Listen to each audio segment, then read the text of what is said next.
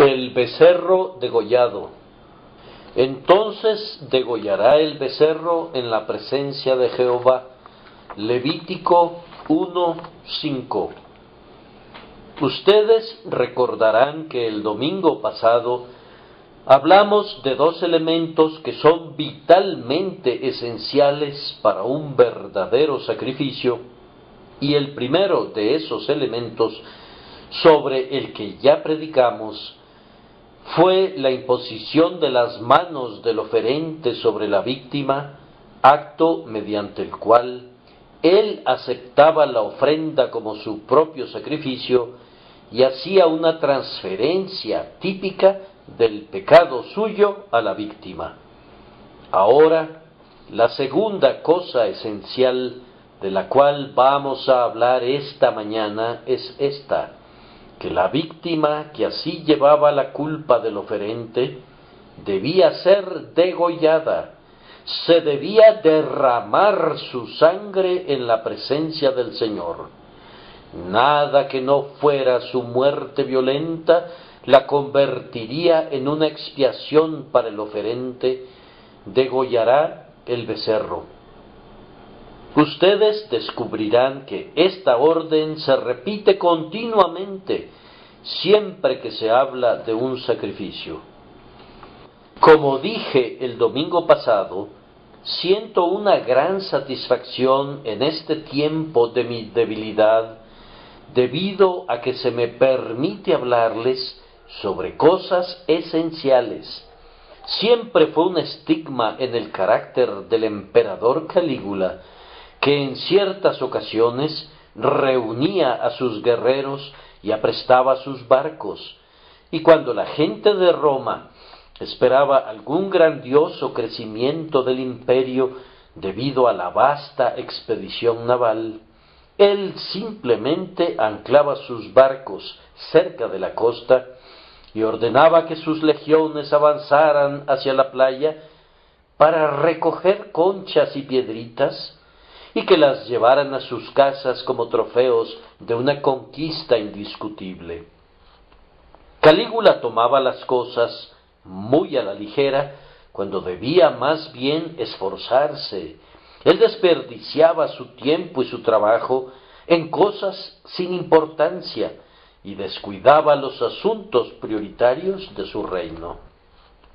Nosotros no haremos eso hoy. No nos interesan ni las conchas ni los guijarros.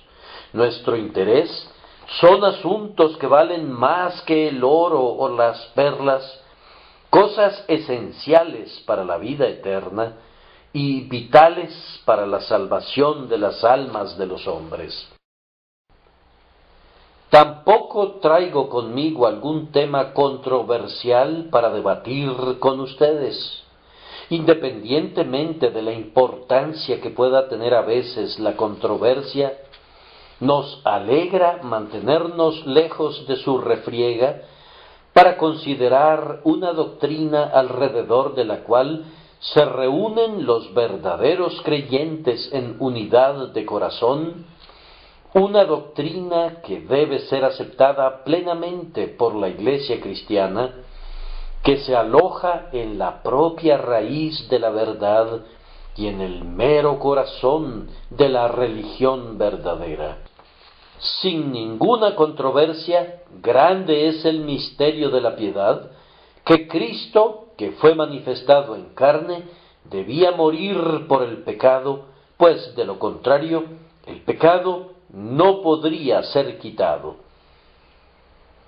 Ustedes recordarán lo que dijo aquel griego cuando escuchó a un anciano filósofo de cabellos blancos y barba gris que debatía acerca de cómo se debe vivir. «Caramba», dijo él, «si a su edad él está debatiendo acerca de ese tema, ¿cuándo podrá poner en práctica sus conclusiones si es que finalmente las encuentra?»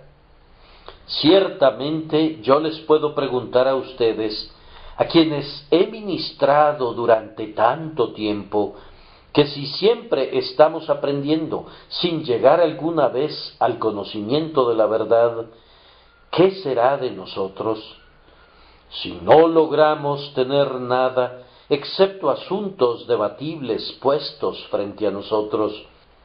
¿Cuándo llegará el momento de la posesión real y del gozo de la bendición del Evangelio?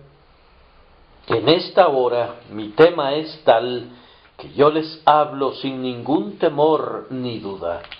En este caso, nosotros hemos creído y conocemos. Concerniente a nuestro Señor Jesucristo, el gran sacrificio por el pecado, era esencial que Él muriera, pues únicamente por medio de la sangre que Él derramó en el Calvario por la culpa humana, se puede predicar la remisión de los pecados para los hombres. ¿Qué puede lavar mis manchas? Nada sino sólo la sangre de Jesús. ¿Qué puede devolverme la salud? Nada sino sólo la sangre de Jesús. Esta es toda mi esperanza y mi paz, nada sino sólo la sangre de Jesús. Esta es toda mi justicia, nada sino sólo la sangre de Jesús. Que el Espíritu Santo abra en este momento nuestras conciencias a la sangre de la expiación, para la gloria de Dios y para nuestra propia paz. En relación a la muerte y degolladura de la ofrenda, nuestro primer punto es que era absolutamente esencial. El derramamiento de la sangre de la víctima era un elemento sumamente esencial del tipo. La muerte de Cristo, mediante el derramamiento de su sangre, fue absolutamente necesaria para hacerlo a Él un sacrificio aceptable por el pecado. Y así fue necesario que el Cristo padeciese. Él sólo podía entrar a la presencia de Dios con su propia sangre. Él no hubiera podido ser el grano de trigo que produce mucho fruto si no hubiera muerto. Recuerden que aunque había importantes características acerca de la víctima, no hubieran servido de nada si no hubiera sido sacrificada. El israelita traía un becerro sin defecto, pero el hecho que no tuviera defecto no lo convertía en una expiación por el pecado. Sin duda, muchos becerros y corderos todavía se alimentaban en las llanuras de Sarón. Si el animal más perfecto hubiera salido con vida del altar, no habría efectuado absolutamente nada por vía de expiación. Tenía que ser sin ningún defecto para que fuera una ofrenda de entrada. Aun así, sus perfecciones no lo convertían en un sacrificio hasta que no era sacrificado.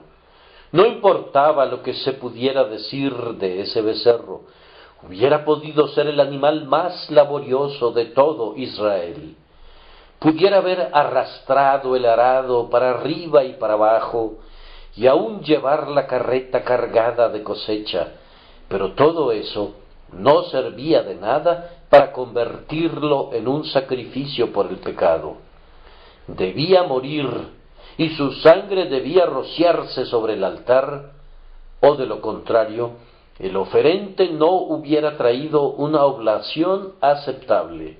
Ni su vida ni su trabajo habrían sido suficientes. Tampoco habría bastado con llevar el becerro allí para dedicarlo a Dios. Algunos animales que habían sido dedicados al servicio divino eran usados para jalar las carretas que llevaban los utensilios sagrados a través del desierto. Pero ellos no eran considerados como sacrificios por eso, ni tampoco servían para llevarse el pecado. Era indispensable y necesario que el becerro fuera sin ningún defecto. Era necesario que fuera dedicado voluntariamente a Dios. Pero si no hubiera sido degollado, no existiría ninguna presentación de una ofrenda de conformidad a la ley divina, ni una descarga de conciencia para el israelita. De igual manera, Jesús debía morir. Su naturaleza perfecta, su ardua labor, su vida sin defectos, su perfecta consagración, no podían servir de nada sin el derramamiento de su sangre por muchos para remisión del pecado.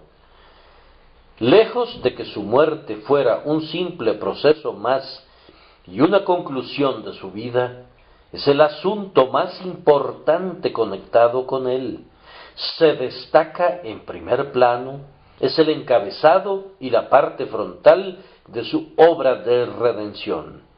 Nosotros lo valoramos justamente por su ejemplo y por su intercesión viva, pero en el tema de la expiación es necesario, más allá de todo, que lo veamos como el Cordero sacrificado. Ahora observen que esto fue declarado expresamente por Dios en el libro de la ley judaica con palabras expresas. Amablemente les pido que vayamos al libro de Levítico, al capítulo 17, y leamos allí el versículo 11. Porque la vida de la carne en la sangre está, y yo os la he dado para hacer expiación sobre el altar por vuestras almas, y la misma sangre hará expiación de la persona. No es hacer arder a la víctima, no es desollarla ni lavarla, es el derramamiento de su sangre, es decir, es tomar su vida lo que la convierte en una expiación por el pecado. No necesito citar ningún otro texto del Antiguo Testamento, ya que éste es perfectamente preciso y cubre ampliamente todo el terreno. La expiación no consiste en el animal en sí, sino en la sangre del animal, cuya sangre representa su vida. En cuanto a todas las Escrituras, están llenas de revelaciones de esta verdad. Yo solamente voy a recordarles unos pocos versículos prominentes. Citarlos todos sería imposible.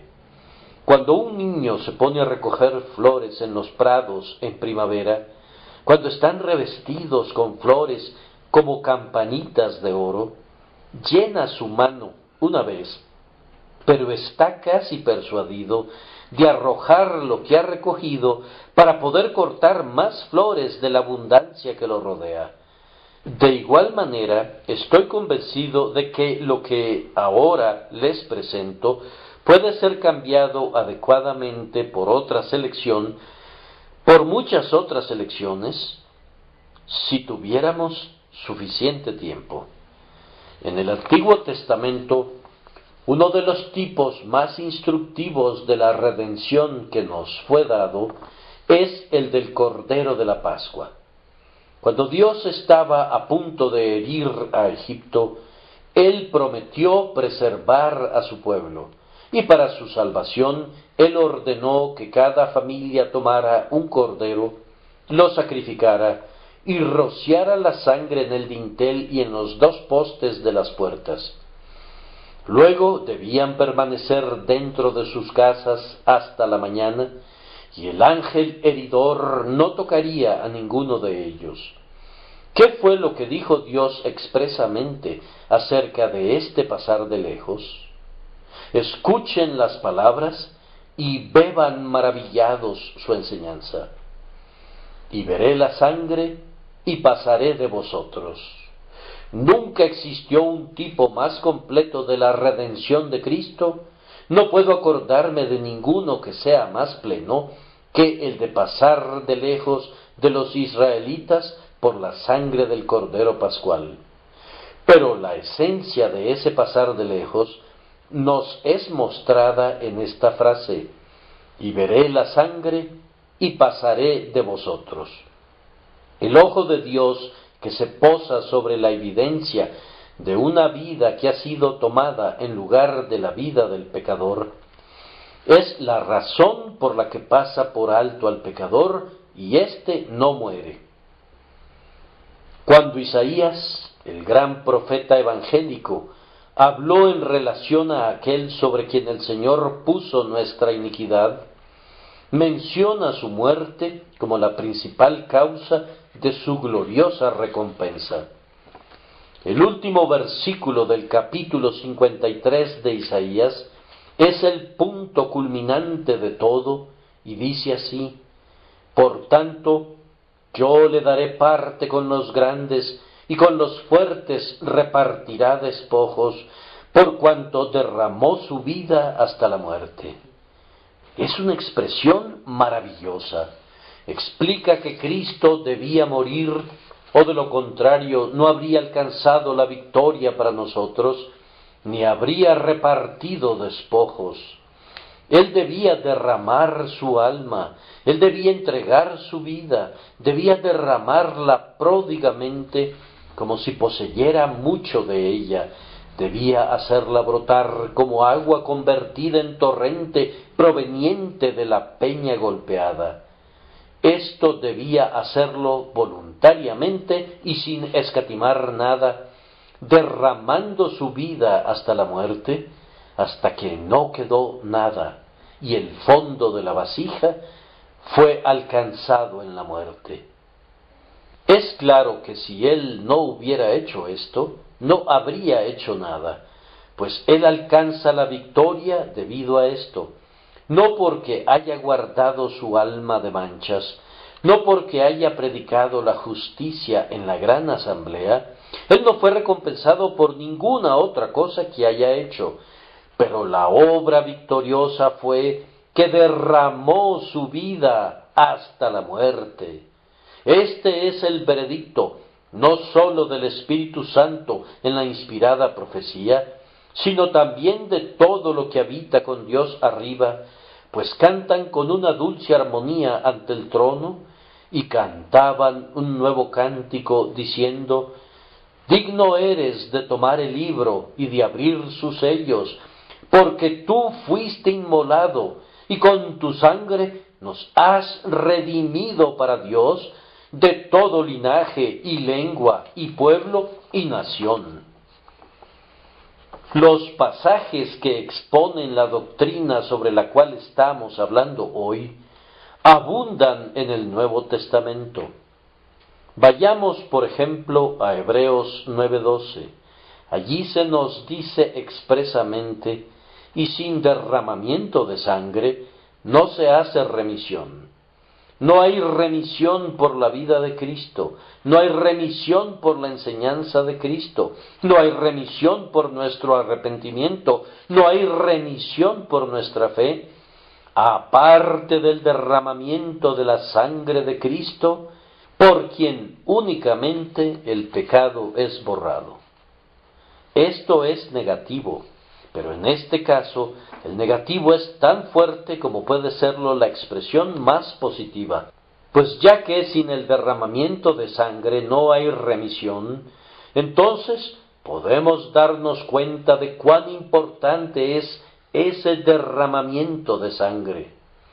Si desean un enunciado positivo, sale de inmediato una frase de nuestros labios: la sangre de Jesucristo, su Hijo, nos limpia de todo pecado. Observen, no la vida, no la encarnación, no la resurrección, no la segunda venida del Señor Jesús, sino su sangre, su muerte, la entrega de su vida. Eso es lo que nos lava de todo pecado.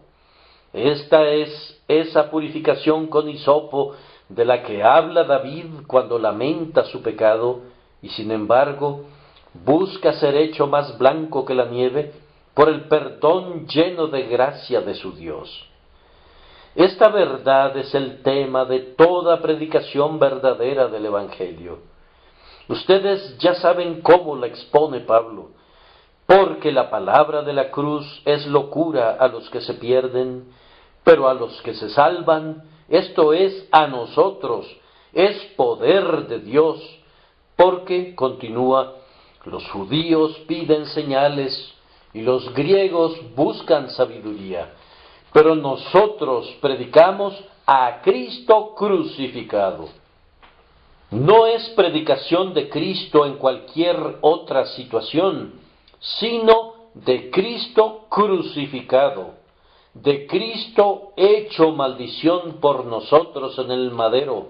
Ese es el hecho más importante y el primero que estamos llamados a predicar entre los hijos de los hombres, en quien tenemos redención por su sangre, el perdón de pecados según las riquezas de su gracia. Quiten esta muerte sustitutiva de nuestro Señor y habrán quitado todo. Sin la muerte de Cristo no queda para nosotros sino sólo la muerte. Olviden al crucificado y habrán olvidado al único nombre por medio del cual podemos ser salvados. Oh, que todos ustedes confiaran en Él, a quien Dios puso como propiciación por medio de la fe en su sangre, para manifestar su justicia a causa de haber pasado por alto en su paciencia los pecados pasados. Hermanos míos, los santos están en el cielo por esta causa. En el primer capítulo del libro de Apocalipsis, en el versículo 5, encontramos la doxología que comienza: al que nos amó y nos lavó de nuestros pecados con su sangre. Así alaban todos los glorificados. Más adelante se nos dice en relación a los santos: han lavado sus ropas y las han emblanquecido en la sangre del Cordero. Por esto están delante del trono de Dios y le sirven día y noche en su templo, y el que está sentado sobre el trono extenderá su tabernáculo sobre ellos. Esta es la lectura correcta del versículo 14 del último capítulo del libro de Apocalipsis. Bienaventurados los que lavan sus ropas para tener derecho al árbol de la vida y para entrar por las puertas de la ciudad. Así, el pasaporte para la gloria es la preciosa sangre de Jesús. El acceso a Dios, ya sea en la tierra o en el cielo, es únicamente por medio de la sangre del Hijo de Dios. A veces nos encontramos con una persona melindrosa que dice: no puedo soportar la mención de la palabra sangre. Tales personas estarán horrorizadas hoy, y se pretende que lo estén. El pecado es una cosa tan horrible que Dios ha establecido que sea la sangre la que lo lave, que el propio horror que el pensamiento de la sangre causa pueda proporcionarnos alguna noción de la terrible naturaleza del pecado, de la manera que Dios la juzga. La terrible culpa de ustedes no puede ser limpiada de ninguna otra manera, sino mediante un terrible derramamiento de sangre. Cargar con el pecado y sufrir por el pecado no pueden ser jamás cosas placenteras. Tampoco puede ser placentero para el observador el tipo que expresa esas cosas. En los grandes días de sacrificio, los atrios del templo deben haber parecido como un matadero, y era simplemente lo justo para que todos pudieran ser impactados por la naturaleza mortal del pecado.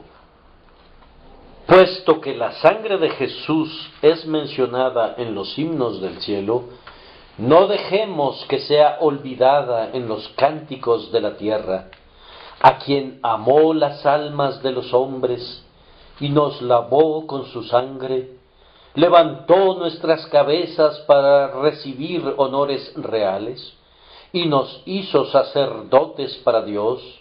A Él alabe toda lengua y ame todo corazón. A Él se den todos los honores de la tierra, a Él los cánticos más nobles del cielo. La Iglesia militante es llamada continuamente a conmemorar el derramamiento de sangre. Siempre que nos reunamos alrededor de la mesa de la comunión, podemos hacernos la pregunta: ¿la copa de bendición que bendecimos no es la comunión de la sangre de Cristo? Alrededor de la mesa sagrada mostramos la muerte de nuestro Señor hasta que Él venga. Él nos dice con palabras expresas: esto es mi sangre del nuevo pacto, que por muchos es derramada para remisión de los pecados. Él te pide que recuerdes la sangre al momento de beber el fruto de la vid, diciendo: esta copa es mi sangre del nuevo pacto. Si quitas la sangre, la comunión de la cena del Señor habrá desaparecido. No queda nada sino la misa de la Iglesia Católica, que es llamada de manera blasfema un sacrificio incruento para vivos y para muertos. No se olviden que cada persona que se congrega alrededor de la mesa de la comunión es, si es lo que profesa ser, un hombre consagrado. ¿Y cómo llega a serlo si no es por esta razón? Y que no sois vuestros, porque habéis sido comprados por precio. Somos redimidos para Dios por la sangre de Jesús, sabiendo que fuisteis rescatados no con cosas corruptibles como oro o plata, sino con la sangre preciosa de Cristo, como de un cordero sin mancha y sin contaminación. Es la sangre la que los convierte a ustedes en lo que son, y es la sangre la que les permite a ustedes gozar lo que Dios ha preparado para ustedes. Así que desde toda perspectiva, ustedes pueden ver la absoluta esencialidad de la muerte del grandioso sacrificio. Consideremos adicionalmente aquí que la muerte es el resultado y el castigo del pecado. El alma que pecare, esa morirá, y el pecado, siendo consumado, da a luz la muerte, porque la paga del pecado es muerte. Era necesario que el sustituto cargara con un castigo similar al que debía recaer sobre el pecador. Nuestro Salvador no tuvo que experimentar la aniquilación, pues ese no es el significado de la muerte. Ni la primera ni la segunda muerte deben ser explicadas así. Jesús no fue aniquilado, pero soportó el dolor, la pérdida, la ruina, la separación, lo opresivo que conlleva la muerte. Él fue inclusive abandonado por Dios, de tal forma que clamó: Dios mío, ¿por qué me has desamparado? El castigo era la muerte, y por lo tanto Jesús tuvo su alma muy triste hasta la muerte. Él puso su vida por nosotros, y se hizo obediente hasta la muerte de cruz.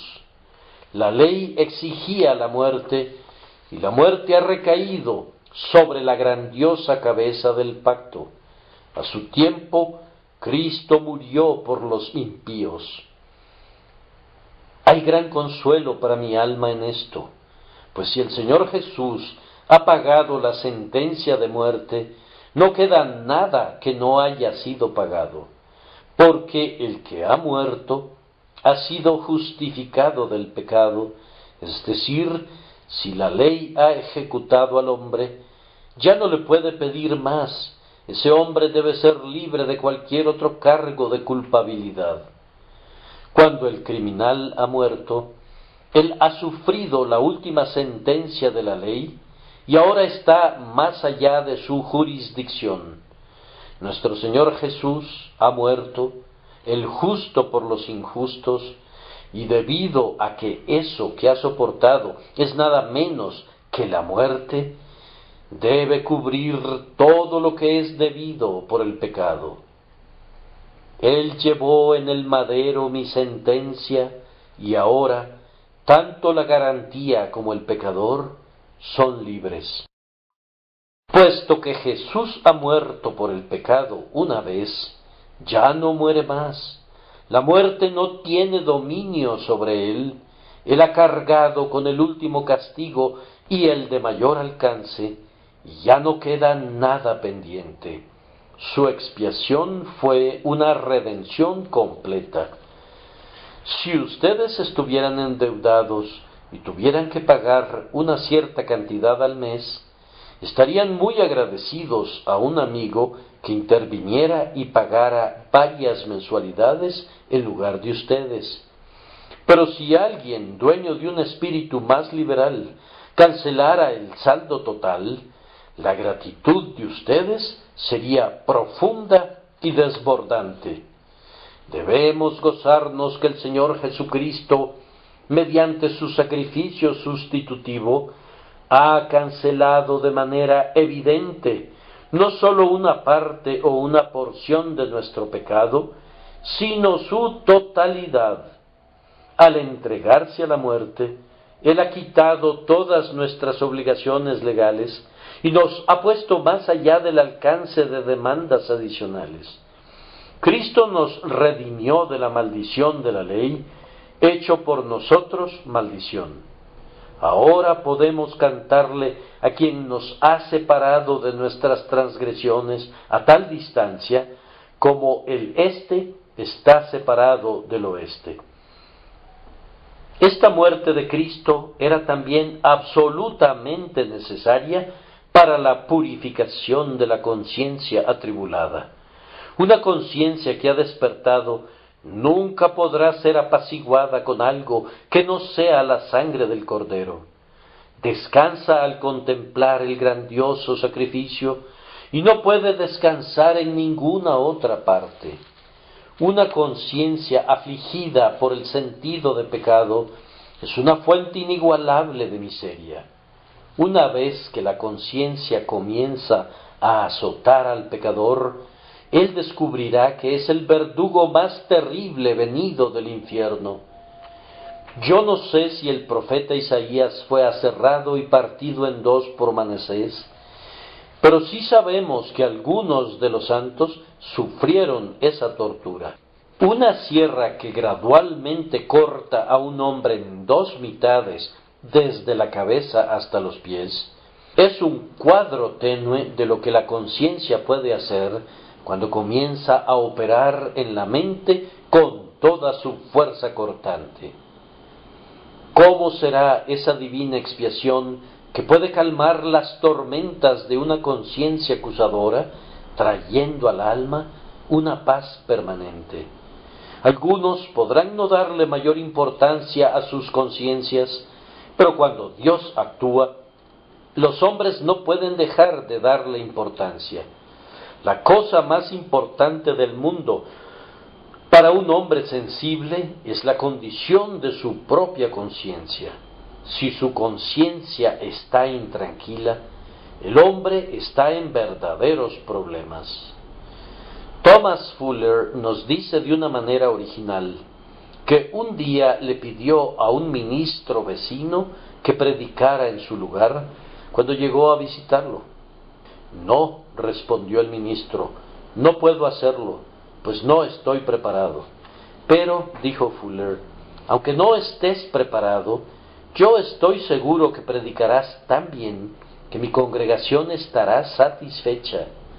Su amigo respondió, eso puede ser verdad, pero yo no podría predicar lo suficientemente bien para satisfacer mi propia conciencia. Allí está el asunto con un hombre de verdad. No podemos vivir lo suficientemente bien para satisfacer a nuestras conciencias y no podemos orar lo suficientemente bien para satisfacer a nuestras conciencias. Una conciencia realmente tierna es tan ambiciosa como la garrapata de los caballos que clama, dame, dame. Esa conciencia pide la perfección, y como no podemos dársela a causa del pecado, la conciencia nunca abandonará sus gritos hasta que sea aquietada mediante la preciosa sangre de Jesucristo. Una vez que podemos ver a Jesús ofrecido sobre la cruz por el pecado, nuestro corazón siente que es suficiente. Cuando Dios ha sido agradado, podemos estar satisfechos y proseguir nuestro camino gozando de paz con Dios desde ahora y para siempre. Esto ha sido suficiente en lo relativo a nuestro primer punto. Por muchas razones era absolutamente necesario que nuestro gran sacrificio muriera. En segundo lugar, meditaremos con gran deleite en el hecho que la muerte de Cristo prevalece de manera eficaz. Otras ofrendas, aunque habían sido sacrificadas de la manera requerida, no hacían un trabajo completo, no hacían un trabajo permanente, no hacían nada realmente como una expiación, pues la Escritura dice: porque la sangre de los toros y de los machos cabríos no puede quitar los pecados. La verdadera purificación es encontrada únicamente en la muerte del Hijo de Dios. Cuando nuestro Señor fue sujetado al madero, dijo: consumado es, y entregó el Espíritu. Allí acabó con la transgresión, terminó con el pecado y trajo justicia eterna. Al ofrecer un sacrificio por los pecados de una vez y para siempre, la obra está consumada, el registro acusador había sido completamente borrado. ¿Por qué tenía tal poder de borrar la sangre del Redentor? Yo respondo que por varias razones. En primer lugar, por causa de la gloria de su persona. Solo piensen de quién se trataba. Era nada menos que la luz de luz, Dios verdadero de Dios verdadero. No estimó el ser igual a Dios como cosa a que aferrarse, sino que tomó nuestra naturaleza y nació de una virgen. Su alma santa habitó en un cuerpo perfectamente puro, y a esta deidad estaba unido, porque en él habita corporalmente toda la plenitud de la deidad. Entonces, que muera esta persona gloriosa, sin pecado, divina, es una cosa asombrosa. Que el Señor de los ángeles, creador de todas las cosas, que sostiene a todas las cosas por el poder de su palabra, que Él, repito, incline su cabeza a la muerte como una vindicación de la ley, es una recompensa inconcebiblemente majestuosa para honor de la eterna justicia. De ninguna otra manera, la justicia podría haber sido exaltada más gloriosamente en presencia de seres inteligentes que cuando el Señor de todo se sometió Él mismo a sus requerimientos. Su muerte debe tener un mérito infinito, un merecimiento indecible, sin medida. Creo que si hubiera habido 1.000.000 de mundos, su redención no habría necesitado más que este sacrificio de sí mismo. Si el universo entero, rebosante de mundos tan abundantes como las arenas del mar, hubiera requerido ser rescatado, ese hombre que entregó su espíritu habría sido suficiente como el precio justo por todos ellos. Independientemente de la gravedad de los insultos que el pecado pueda haberle hecho a la ley, todos deben ser olvidados, pues Jesús engrandeció abundantemente a la ley y la hizo honorable mediante su muerte. Yo creo en el especial designio de la muerte expiatoria de nuestro Señor, y no voy a ceder ante nadie en mi creencia en el valor absolutamente infinito de la ofrenda que nuestro Señor Jesús ha presentado. La gloria de su persona convierte en un insulto a la idea de que haya límites. A continuación, consideren la perfección del carácter de nuestro Señor. En Él no había pecado, ni tendencia a pecar. Él era santo, inocente, sin mancha, apartado de los pecadores. En su carácter vemos a cada virtud en su plenitud. Él es incomparable. Por tanto, si Él murió, el justo por los injustos, ¿cuál no debe ser el mérito de tal muerte? Su justicia tiene tal dulzura en sí, que todo el mal sabor de nuestra transgresión es quitada por medio de ella. No es una sorpresa que mediante la obediencia de uno como este segundo Adán, muchos sean hechos justos. Enseguida piensen, queridos amigos, en la naturaleza de la muerte de Cristo, y podrán ver cuán eficaz debe ser. No fue una muerte por enfermedad o por vejez, sino una muerte violenta, muy bien simbolizada por el sacrificio de la víctima en el altar. Él no murió en su cama, yéndose de este mundo en medio del sueño, sino que fue tomado por manos perversas y azotado y escupido, y después fue sujetado para morir con la muerte de un criminal. La suya fue una muerte cruel. Difícilmente la malicia humana pudo haber inventado algún método de ejecución que creara con mayor seguridad tal dolor y angustia que la muerte por crucifixión en un madero, sujetado por clavos que traspasaban las manos y los pies. Además de su dolor físico, nuestro Señor estaba terriblemente atribulado en espíritu. Los sufrimientos de su alma eran el alma de sus sufrimientos. Mi alma está muy triste hasta la muerte. El cielo escondió su sonrisa. Su mente estaba sumida en tinieblas.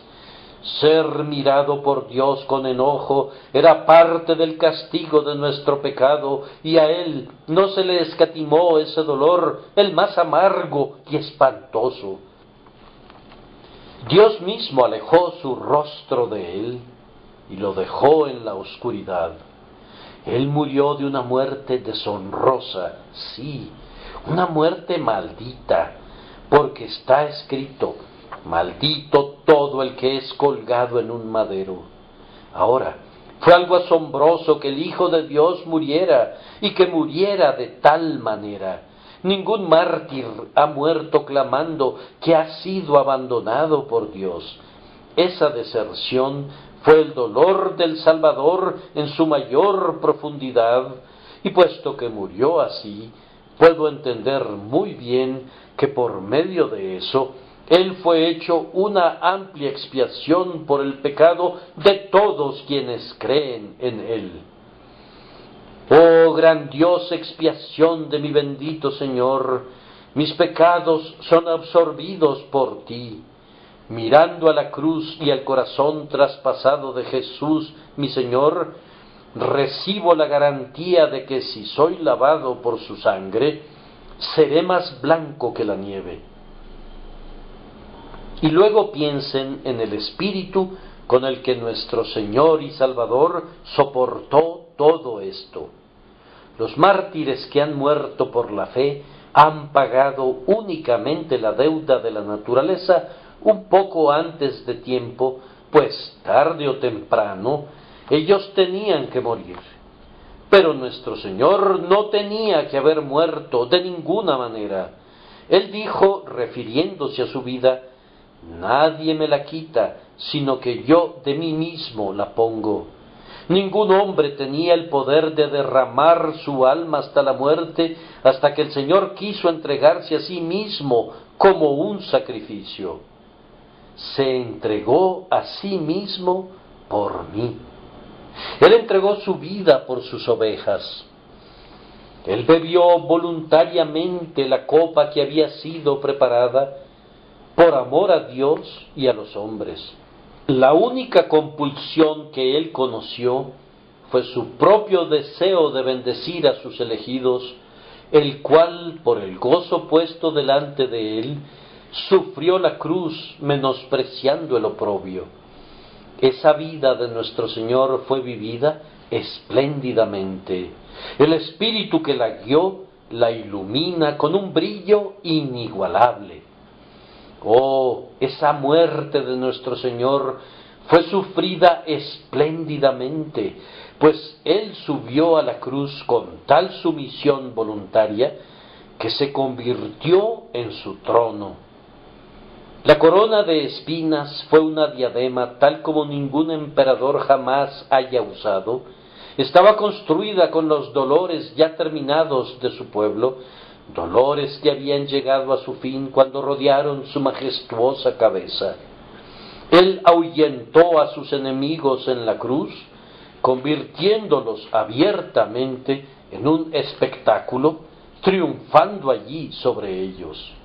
En el acto de su muerte, él clavó a su cruz el manuscrito de las ordenanzas que estaba dirigido contra nosotros, y así destruyó el poder de condenación de la ley.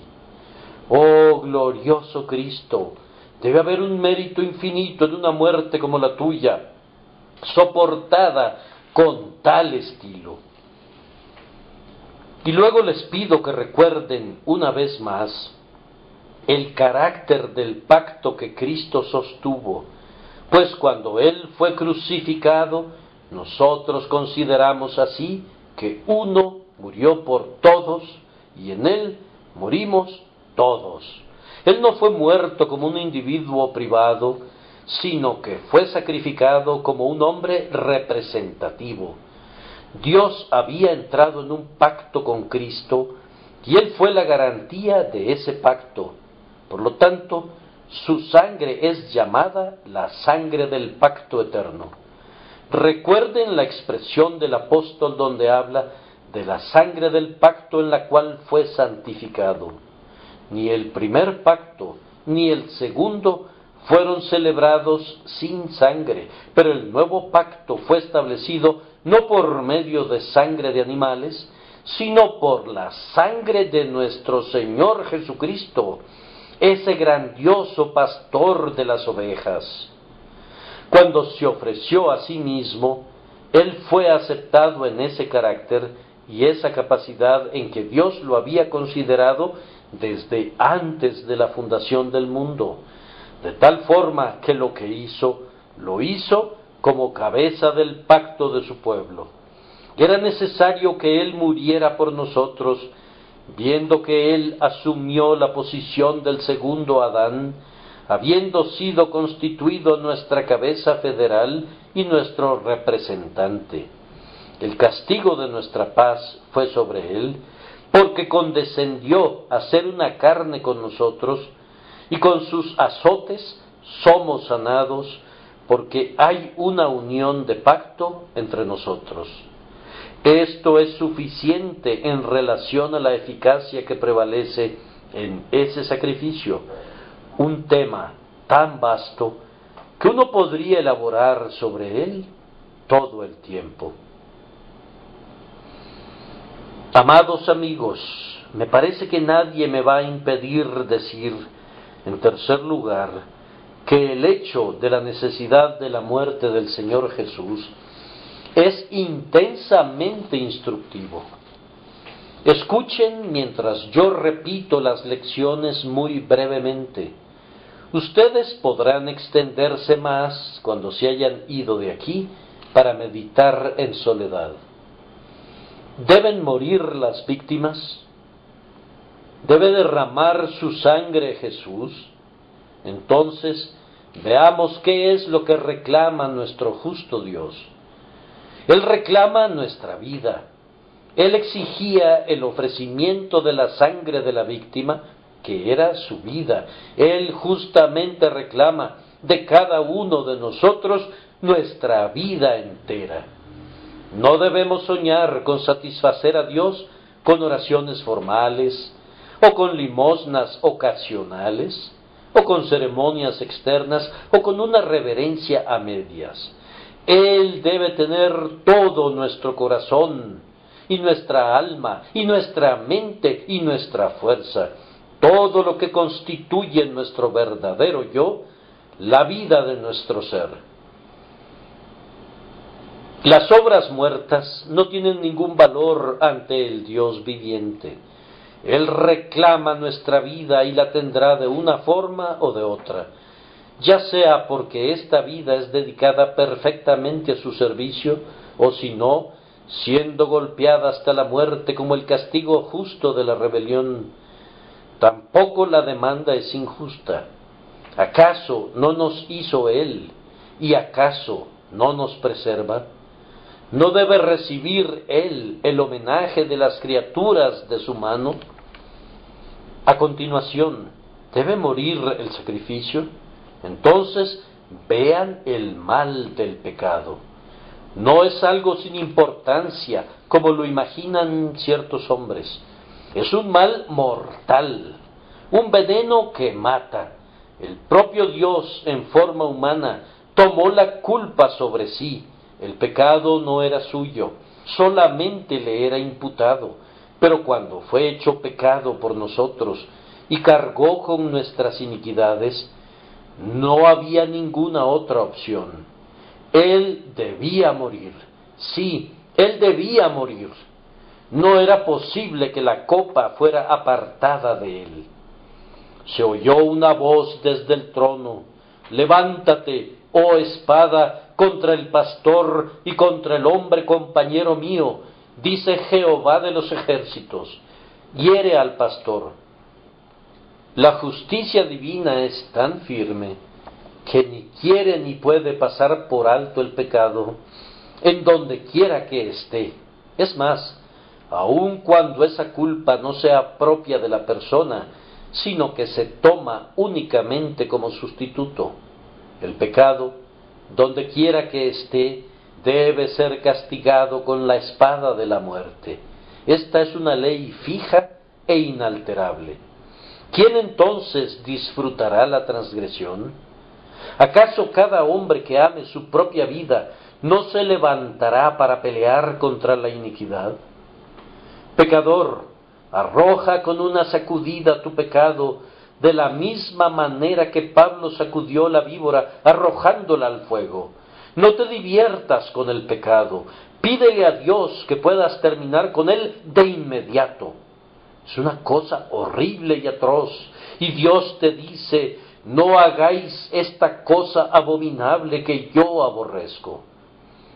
Que Dios les ayude a huir de toda iniquidad. A continuación, conozcan el amor de Dios. Vean cómo Él los amó a ustedes y a mí. Él debe castigar el pecado, pero Él quiere salvarnos, y así Él da a su Hijo para que muera en lugar nuestro. No me estaré aventurando muy lejos si digo que al dar a su Hijo, el Señor Dios se dio a sí mismo, pues Jesús es uno con el Padre. No podemos dividir la sustancia, aunque distingamos a las personas. De esta manera, Dios mismo hizo expiación por el pecado contra Él mismo. La Iglesia es el rebaño de Dios que Él ganó por su propia sangre. Maravilla de maravillas. Ciertamente el amor es tan fuerte como la muerte, según lo vemos en el corazón de Dios. Ciertamente apenas morirá alguno por un justo, con todo pudiera ser que alguno osara morir por el bueno.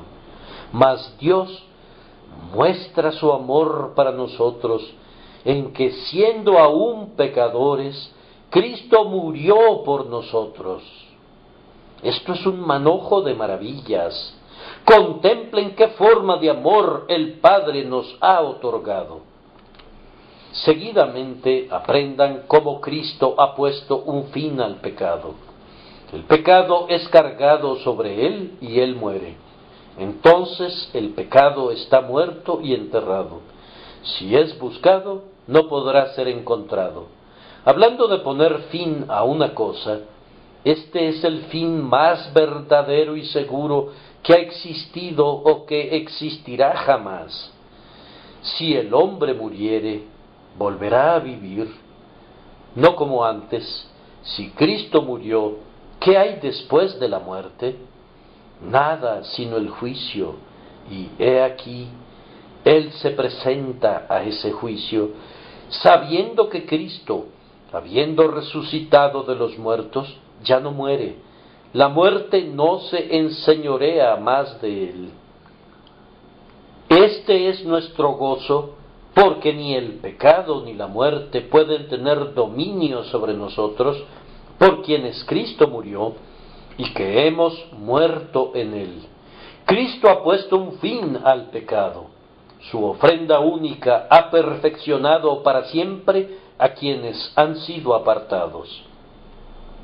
Estas no son sino unas cuantas lecciones que podemos aprender de la necesidad de que el sacrificio sea inmolado. Les ruego que se las aprendan bien, que sean grabadas en sus corazones por el Espíritu Santo. Y voy a concluir diciendo que este bendito tema no solamente está lleno de enseñanza, sino que es energéticamente inspirador. En primer lugar, nos inspira con el espíritu de consagración. Cuando pienso que no puedo ser salvo excepto por la muerte de Jesús, entonces siento que no me pertenezco a mí mismo, sino que he sido comprado con un precio. Recuerdo haber leído acerca de Charles Simeon, el famoso clérigo evangélico de Cambridge, que fue arrojado un día de su cabalgadura y temía haber sufrido una lesión seria. Cuando se hubo recuperado de la fuerza de la caída, extendió su brazo derecho, lo sintió, y viendo que no había ningún hueso roto, consagró de nuevo ese brazo al Dios viviente, que tan misericordiosamente lo había preservado. A continuación, examinó su brazo izquierdo y lo encontró en perfecto estado, y lo alzó y lo dedicó de nuevo al servicio divino. Hizo lo mismo con su cabeza, sus piernas y con todo su cuerpo. Cuando meditaba en este tema, sentí como si debía recorrer mi cuerpo, mi alma y mi espíritu y dedicarlo todo a ese amado Salvador, por cuya sangre soy enteramente redimido de la muerte y del infierno. Bendice, alma mía, a Jehová, y bendiga todo mi ser su santo nombre, puesto que no he sido echado de la presencia de Dios, no he sido destruido, no estoy en medio de tormentos, ni en el infierno. Yo dedico a Dios mi espíritu, mi alma y mi cuerpo, comprados con sangre, y los dedico para que sean del Señor de aquí en adelante mientras viva. Hermanos y hermanas, ¿no sienten ustedes lo mismo? Ruego a Dios, el Espíritu Santo, que los conduzca a hacer eso de una manera muy práctica. Esta doctrina de la muerte de Cristo debería inspirarlos hasta el punto de cantar: Jesús, Cordero de Dios sin mancha, tú me has comprado con tu sangre, no quiero valorar nada fuera de Jesús, Jesús crucificado. Yo soy tuyo y solamente tuyo, esto lo reconozco con gozo y plenamente, y en todas mis obras y caminos, ahora solo buscaré tu alabanza. A continuación, esta verdad debería crear en nosotros el anhelo de la mayor santidad, pues deberíamos preguntar, ¿el pecado mató a mi Salvador? Entonces yo mataré al pecado. No podría ser salvado del pecado, excepto mediante su preciosa sangre.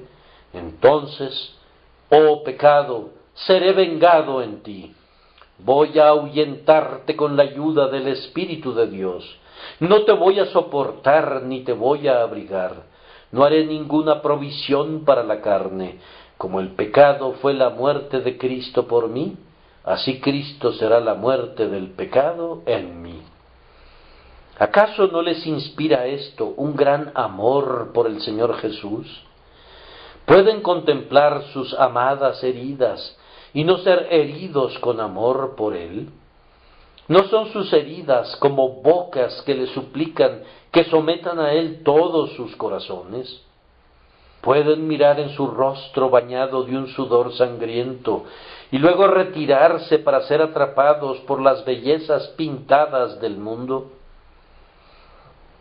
¿Han oído alguna vez de un enamorado vestido con tales mantos de amor como esos que Jesús vistió? ¿Alguna vez usó el amor tales medios sagrados para ganarse el corazón amado como Cristo lo ha hecho? ¿Qué puede hacer alguien sino responder de esta manera? Aquí, Señor, yo me entrego a ti, es todo lo que puedo hacer. ¿No creen que esta solemne verdad debería inspirarnos un gran celo por la salvación de otros? Como Cristo entregó su vida por nosotros, ¿no deberíamos entregarnos nosotros por las almas que están pereciendo y, si fuera necesario, entregar nuestras vidas por nuestros hermanos? ¿No deberíamos practicar la abnegación en nuestros trabajos para traer a los hombres a Cristo? ¿No deberíamos laborar arduamente, con gozo, y soportar el reproche con alegría, si por cualquier medio podemos hacer salvos a algunos de ellos? Me parece que si este tema penetrara hasta lo más profundo de nuestros corazones, sería de mucho beneficio para nosotros de mil maneras, y nos haría mejores soldados de la cruz y seguidores más fieles del Cordero. Ruego que el Espíritu Santo lo coloque en el centro de nuestras almas y lo guarde allí. Traerá con él paz y descanso. ¿Por qué deberíamos estar preocupados? Pues Cristo murió y llenará nuestras bocas con alabanzas. Aleluya al Cordero que fue muerto, que nos ha redimido por su sangre. Esto nos llevará a una comunión más íntima con Él. Si Él nos amó y murió por nosotros, debemos vivir con Él, y en Él, y para Él. Ciertamente también hará que anhelemos contemplarlo. Oh, la visión del crucificado. ¿Cuándo veremos el rostro que fue tan desfigurado por nosotros? ¿Cuándo contemplaremos las manos y los pies que llevan todavía las marcas de los clavos, y miraremos el costado traspasado, enjollado con la herida causada por la lanza? Oh, cuando en lo alto y lejos de todos nuestros pecados y aflicciones, lo contemplaremos eternamente en su brillo, y podamos verlo permanentemente ante nosotros. Oh, cuándo estaremos lejos de un mundo de aflicción y pecado, en la compañía de Dios eternamente. Hasta entonces, nuestra esperanza, nuestro solaz, nuestra victoria, todo eso se encuentra en la sangre del Cordero, a quien sea dada gloria por los siglos de los siglos. Amén.